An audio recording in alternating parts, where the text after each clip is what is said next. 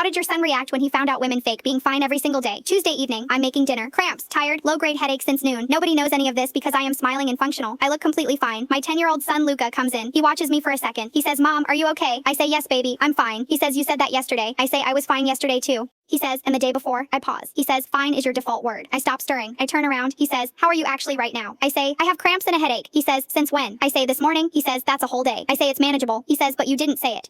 He says, you've been cooking and doing school pickup and answering emails with cramps and a headache, and you said fine. He says, Mom, why do you do that? I say, I don't want to make a fuss. He says, over what? I say, over everyday stuff. He says a headache since morning isn't nothing. He pulls a stool to the counter. I don't like beetle-botted spatouche in the couch. But covered her face with a pillow and screamed, I'm done with Roblox forever. Forever now. She reads books, plays outside, and me. Game over. Mommy won. He says, sit down. I say, I need to finish. He says, I'll finish it. He's made pasta before. He goes to the stove. He stirs. He checks the timer. He handles it. I sit on the stool. It feels strange. He says, Mom, yeah. He says, how often do you actually feel fine? I think, honestly. I say, probably not as often as I say it. He says, how often do you say it? I say, every day. He says, and how often is it true? I don't answer. He says, you don't have to answer that. He plates the pasta. He puts mine in front of me. He sits down. He says, I'm not trying to make you feel bad. He says, I just think you should say when something hurts. I say, I'm used to managing it alone. He says, I know. He says, that's the part I want to change. My husband walks in. He sees me sitting. He sees Luca having made dinner. He says, what happened? Luca says, Mom has had cramps and a headache all day. What? Luca says, don't ask. Are you okay? He says, ask. What do you actually need right now? He says, those are different questions. My husband looks at Luca. He looks at me. He says, is that true? I say, yes. He says, okay. He looks at Luca. He says, how do you know this stuff? Luca says, I watch her.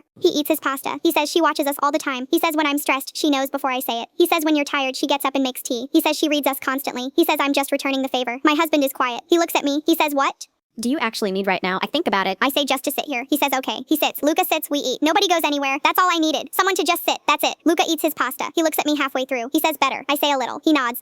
He goes back to eating. He doesn't make it bigger than it is. He just asked and stayed. And that was the whole thing. My husband refills my water without being asked. He does it quietly. He doesn't announce it. Luca sees him do it. He writes something on his napkin. He slides it to me later. It says he's learning. I fold it up. I keep it. That napkin is still in my drawer. All hail Luca. Age 10. Fine translator. Return the favor practitioner. He watched me the way I watched him and decided that was the least he could do.